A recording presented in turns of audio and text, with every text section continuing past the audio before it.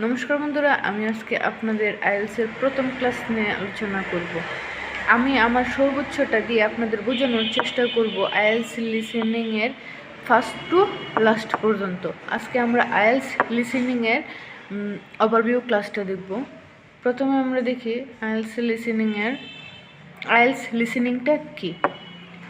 আপনাকে আইএলস লিসেনিংটা হচ্ছে আপনাকে একটি 30 মিনিটের অডিও শুনতে দিবে এবং সেখান থেকে কিছু কোয়েশ্চেন এবং আনসার আপনাকে বের করতে হবে। আপনাকে কিছু অডিও শুনতে হবে এবং সেখান থেকে বিভিন্ন ধরনের প্রশ্ন করা হবে। অডিও থেকে পাওয়া ইনফরমেশনের মাধ্যমে আপনাকে প্রশ্নের উত্তর করতে হবে। অডিও একবারই শুনতে পারবেন, প্লে বা পজ করতে পারবেন না, অর্থাৎ অডিওটা চলতেই থাকবে, কিন্তু আপনি কখনো এটা পজ করতে পারবেন না বা থামাতে পারবেন না। অডিও চলাকালীন অবস্থায় কোয়েশ্চেনের উত্তর করুন। এরপরে আসি আইএলস লিসেনিংয়ের খুঁটিনাটি। তো প্রতিটি সেকশন এর অডিওর সাথে রিলেটেড বিভিন্ন ধরনের প্রশ্ন থাকে। প্রতিটি সেকশনের পরে কিছু সেকশন ব্রেক দেওয়া হবে। সেকশন 1 বা প্রথম অডিও সব থেকে সহজ হয় এবং আস্তে আস্তে অডিও বা কোয়েশ্চেন এর ডিফিকাল্টি লেভেল বাড়তে থাকে। অর্থাৎ প্রথম প্রশ্নটা খুব ইজি, এরপরটা একটু কঠিন, এরপরটা আর একটু কঠিন, এরপরটা একেবারেই কঠিন। কোনো নেগেটিভ মার্ক নেই, তাই সব প্রশ্নের উত্তর দেওয়ার চেষ্টা করবেন। নিশ্চিত না হলে গেস করবেন, অর্থাৎ আপনি নিশ্চিত না কিন্তু গেস করেও উত্তরটা দিয়ে আসবেন, কারণ এখানে কোনো নেগেটিভ মার্ক নেই। তো এটা আমাদের একটা প্লাস পয়েন্ট। এখন আমরা দেখি যে লিসেনিংটা কয়টা ভাগে আসে, অর্থাৎ নাম্বার অফ সেকশন, কয়টা সেকশন থাকে, অর্থাৎ লিসেনিংয়ে 4টা সেকশন থাকে। Section 1, section 2, section 3, section 4।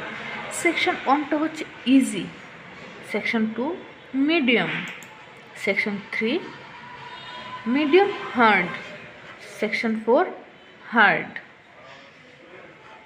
তো নাম্বার অফ কোয়েশ্চেন, অর্থাৎ প্রতিটা সেকশানে কয়টা করে প্রশ্ন থাকে। প্রথম সেকশানে 10টা, দ্বিতীয় সেকশানে 10টা, তৃতীয় সেকশানে 10টা, চতুর্থ সেকশানেও 10টা। টোটাল 4টা সেকশানে 40টা কোয়েশ্চেন থাকবে।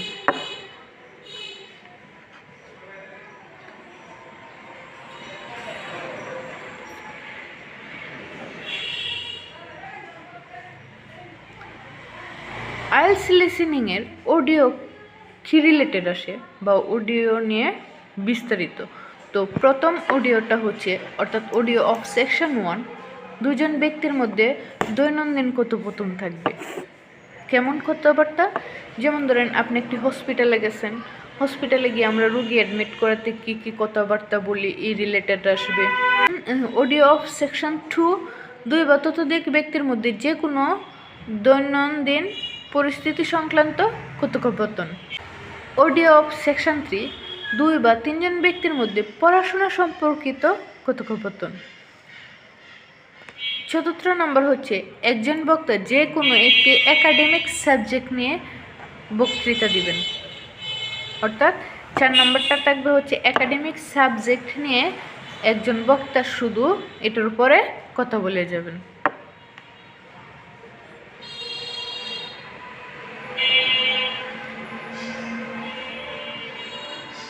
আইএলস লিসেনিংয়ে বিভিন্ন অ্যাকসেন্ট বা অডিও শুনতে হয়, অ্যাকসেন্ট বা অডিও শোনানো হয়, তাই আগে থেকেই বিভিন্ন অ্যাকসেন্টের সাথে পরিচয় থাকতে হয় আর কি। যেমন ধরেন অ্যাকসেন্ট, যেমন ব্রিটিশ অ্যাকসেন্ট আছে, এখানে অস্ট্রেলিয়া, নিউজিল্যান্ড, আমেরিকান, কানাডিয়ান, এগুলা অ্যাকসেন্ট যদি আপনি না ধরতে পারেন তাহলে তাদের কথা বলার যে স্টাইল এটা আপনি ধরতে পারেন না। যেমন এখানে কেউ 0কে ও বলে, আমরা সাধারণত 0কে 0 বলি, কিন্তু না, এই অ্যাকসেন্টের মধ্যে গিয়ে দেখবেন আপনি কথা বলা যদি একটু গেস করতে পারেন, ধরতে পারেন, তাহলে দেখবেন যে তারা 0কে ও বলতেছে।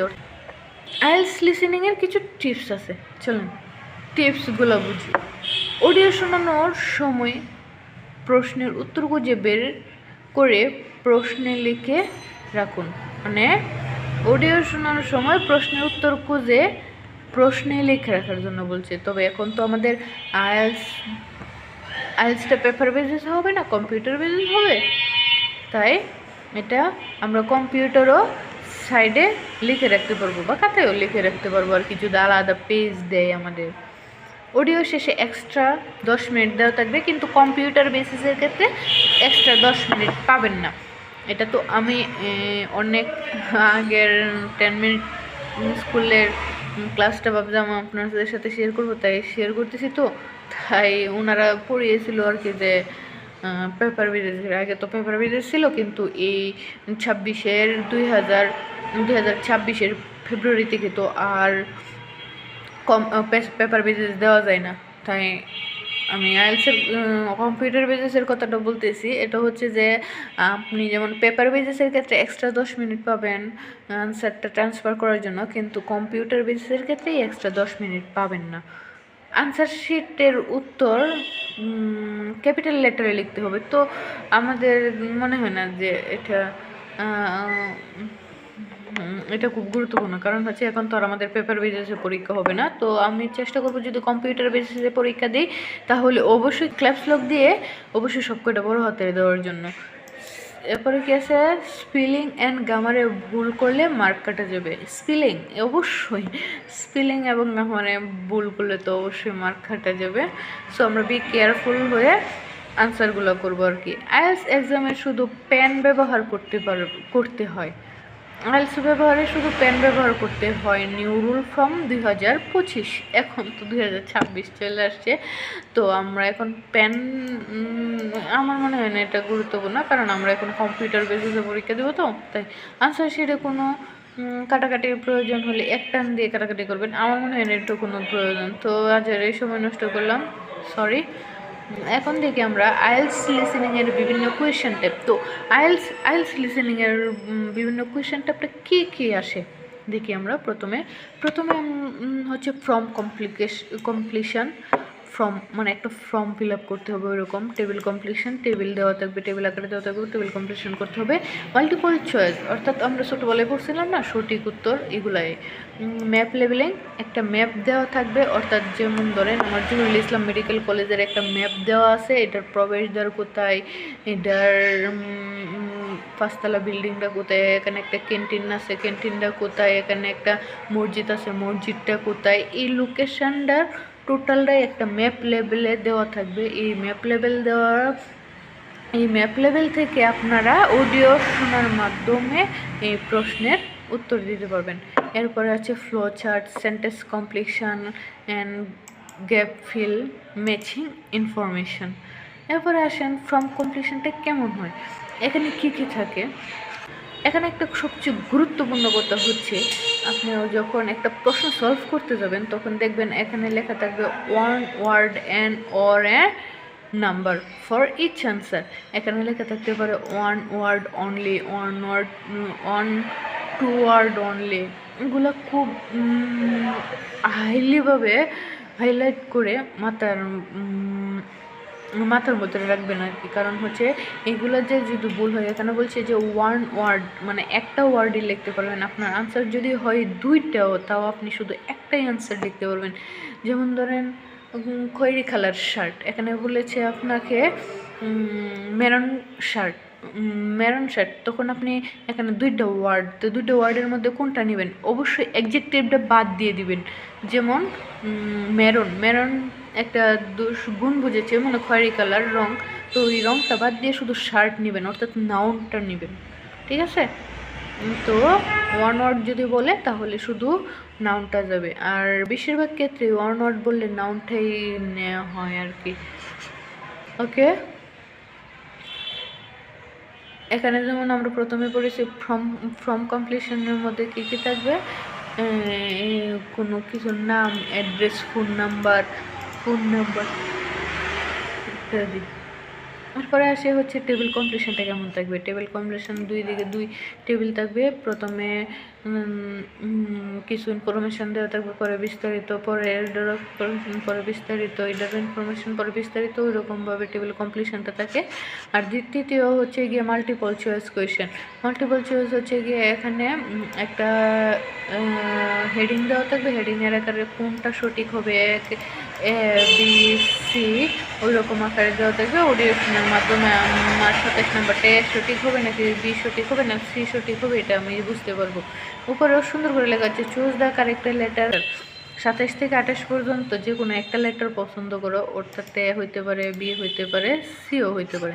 তোমার যেটা ভালো মনে হয় এটা করতে পারো। এখন দেখো ম্যাপ লেবেলিংটা কেমন। আমি আগেই বলেছিলাম একটা হসপিটালের উদাহরণ দিয়ে, যেমন Zahurul Islam medical college and হসপিটালের প্রবেশদ্বার কোথায়, ক্যান্টিন কোথায়, মসজিদ কোথায়, বড় বিল্ডিংটা কোন সাইডে পড়ছে, ওরকমভাবে ঠিক এই যে একটা ম্যাপ লেবেলিং দেওয়া আছে। এই যে এটা হচ্ছে গেট, সাউথের গেটে ঢুকে এখানে বড় একটা অ্যাডভেঞ্চার প্লেগ্রাউন্ড আছে। পরে নর্থ গেট, সাউথ গেট আর একটা নর্থ গেট, দুইটা গেট পাইছি, এটা হাইলাইট করে রাখতে হবে। এবং এখানে কিছু গ্লাস হাউস আছে, ওল্ড মিডিয়াম আছে, এখানে একটা লেক আছে। এগুলো সব করে আগে একটু আমি স্কিম করবো আর কি। স্কিম করার পরে যখন আমি অডিওটা শুনবো, খুব সহজে আমি এই গ্যাপগুলোর উত্তর খুঁজে পাবো। এখন দেখেন ফ্লো চার্ট কীরকমভাবে আসে। ফ্লো চার্ট আসে হচ্ছে, এখন দেখেন এটার আগে পরে কী লিখছে, complete the flow chart value, right no more than 2 word. No more than 2 word মানে কি দুইটার ওদিকে নয়। তো দুইটার অধিক না হলে এখানে আমি কি দিতে পারি, দুইটার অধিক না হলে আমি 3টা দিতে পারবো না, কিন্তু 2টা দিতে পারবো আর কি।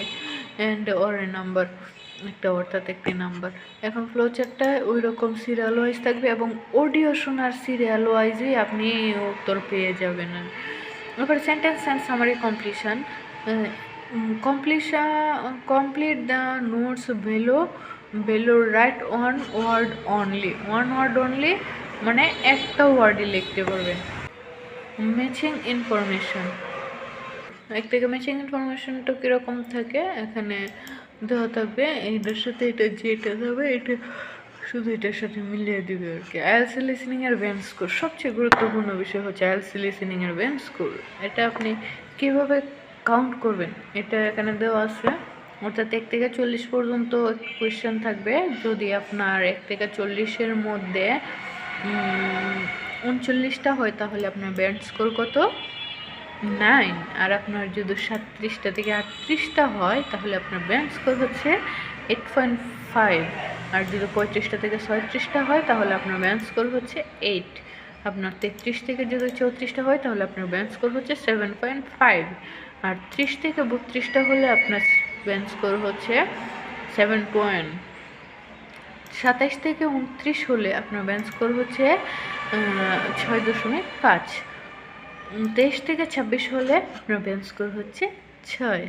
ঠিক একইভাবে 19 থেকে 22 5.5, 15 থেকে 18 5, 13 থেকে 14 4.5, 10 থেকে 12 4, 8 থেকে 9 3.5, 6 থেকে 7।